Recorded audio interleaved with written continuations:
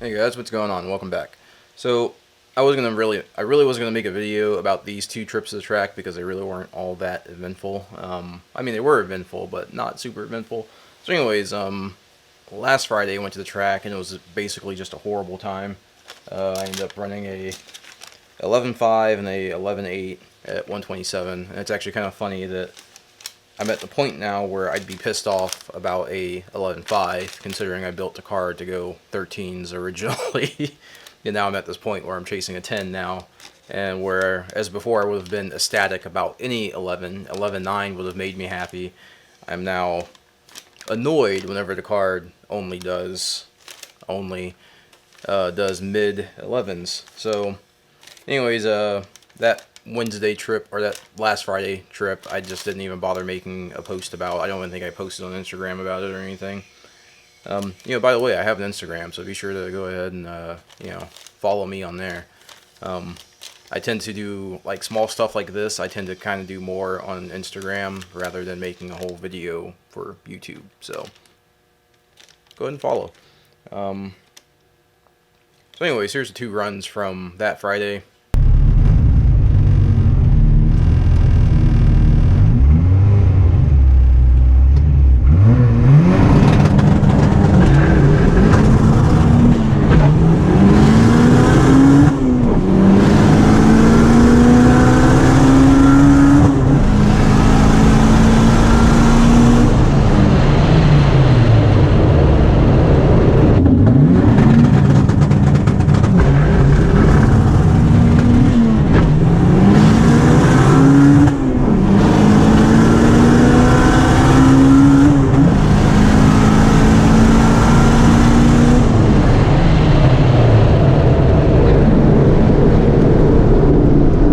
Yeah, nothing really to write home about.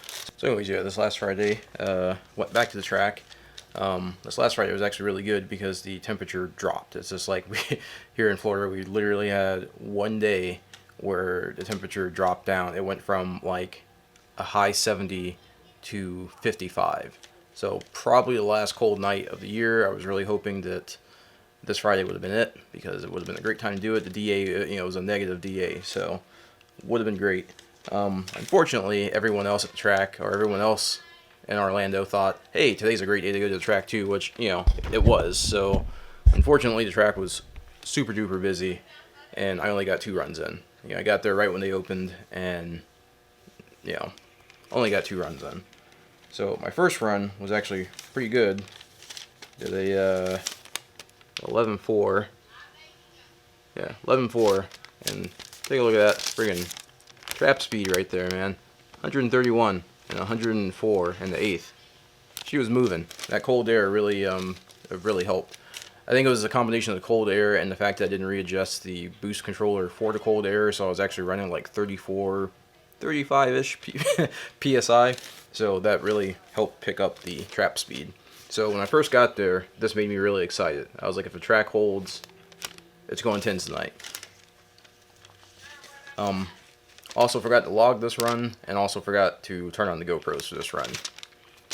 So, second run, not so great, because like I said, it was super busy, and the fact that it was so cold was actually more of a problem, because once the sun went down, track got super cold, track got super slick. I could actually see kind of bald spots on the launch pad, because they really weren't doing a super great job on prepping because of how busy they were, which I understand, I get it. You spend too much time prepping, not everyone's going to get a chance to run, so you got to compromise. But unfortunately, that meant that that night, or last night, was not going to be a night for me. So here's that second run.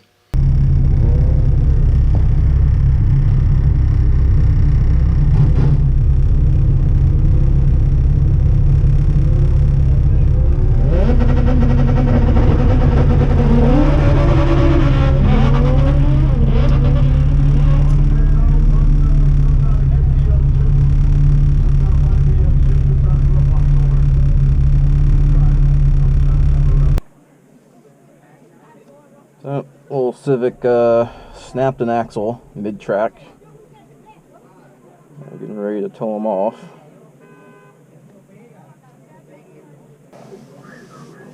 Chevy Camaro coming up on the tower side, one of our rocket racers. And check out this little Ford Escort, folks. If you guys don't think this little Ford Escort's quick, if it beats this Camaro, Camaro should just pack it up for tonight. But no.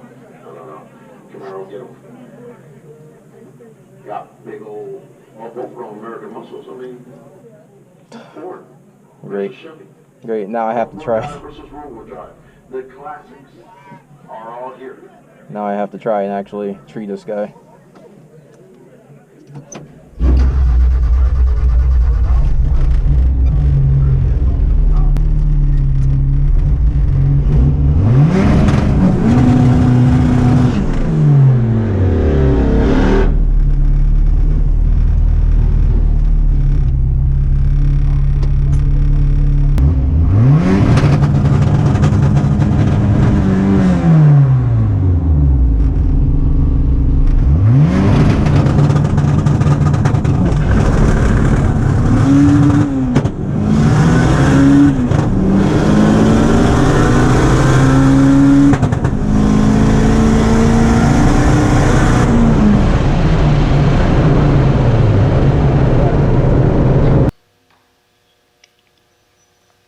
So, second run launched, and then the minute the boost control, or the minute the traction control shut off, RPM just shot straight to red line, just straight to the moon.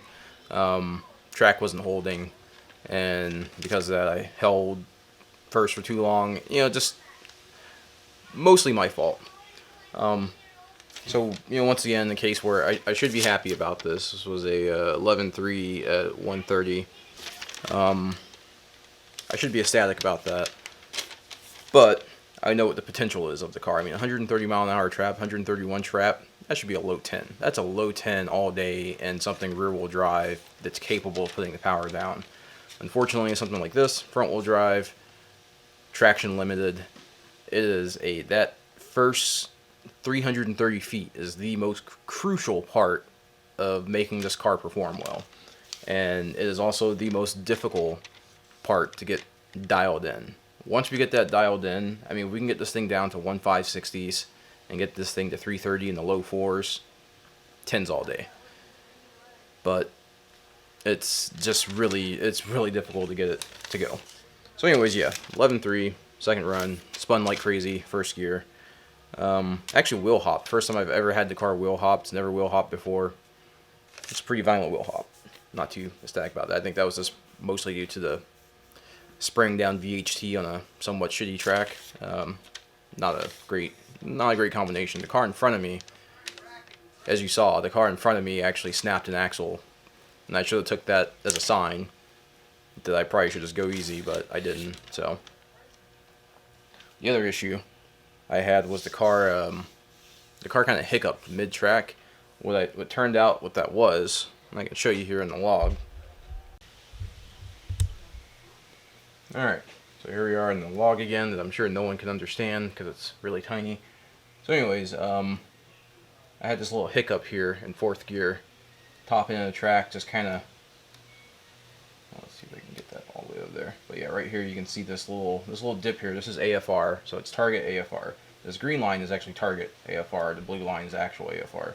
So for some reason the ECM commanded like a 5 AFR. Gas scale 5, just all the fuel, just every last bit of fuel you got, give it to me. And that's what that hiccup was right there. So after looking at the log further, look at engine coolant temperature right here, which is this purple line. You see the engine coolant temperature, solid, and then nothing, just lost engine coolant temperature. So what happened was the sensor unplugged itself, shook loose, and so the ECM saw the temperature go from 194 to -4. And if you go into the, basically if you go in here to engine temp compensations and stuff, fuel tables. So here we got engine temp compensation. So we have 58, like 58% added fuel for 14 degrees. So when it saw -4 degrees, it added probably like 50% extra fuel. So that's why we went from a 10 AFR to a 5 AFR. So the ECM was doing what it was supposed to do. It was actually my fault. It wasn't anything wrong with the ECM. And it's actually pretty amazing. It gives you a lot of confidence in the system. Zoom in on that little hiccup there. But yeah, we see the sensor go dead, and then basically about 100 milliseconds later, it commands all the extra fuel. So I mean, it does exactly what it's supposed to do, you know. And then it recovered after that, you know. I'm not sure why it would. I think after that, immediately after that, it realized that the sensor wasn't reading 4 degrees, that the sensor was dead, and so once it stopped, once it started to ignore the engine temperature, it just went back to normal and went right back to normal AFR. Weird, but anyway, so that was the second run, and last run. So yeah, I don't know. So yeah, not really sure. You know, at this point, I really want to go 10 this year, but here in Florida, it's only going to get hotter, and it's only going to get hotter and hotter and hotter. Last night proved to me that that cold air helps exponentially with this car. It's early April. We might get another cold snap. Who knows? I don't know.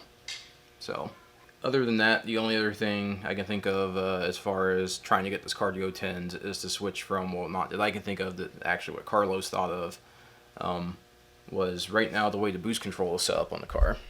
So yeah, right now the way we have boost control set up is just a generic duty table. So basically the way it's set up, it's just RPM versus duty cycle.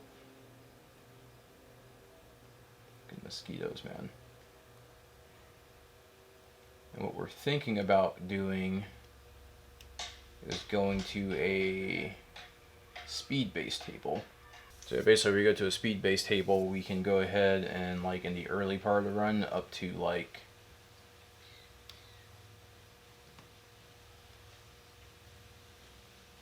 you know, basically all of first gear. Add engine speed or transmission speed. Wheel speed, traction. So yeah, basically up to about 34, 35 miles an hour, we can do less duty cycle.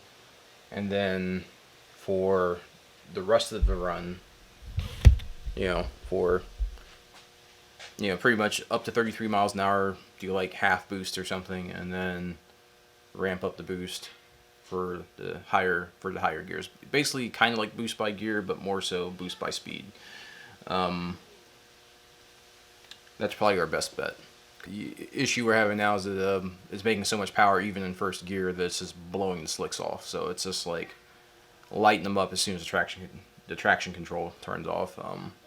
We could probably do more with the traction control, but it's tricky. It's hard to get tuned up right, especially to try and use it throughout the entire gear. So, but yeah, so that's pretty much that. Can't really think of anything else to really talk about. The car's there. I mean, it's right there. It's just, yeah, you know, power's there. Just gotta try and figure out how to most efficiently use that power. I mean, 130 mile an hour trap, easy 10s. Should be easy 10s.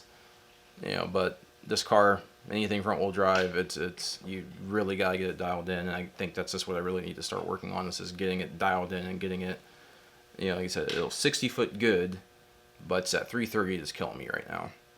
So the very beginning's good, the very end's good, that middle part, that 330 foot, that's what's kind of killing me.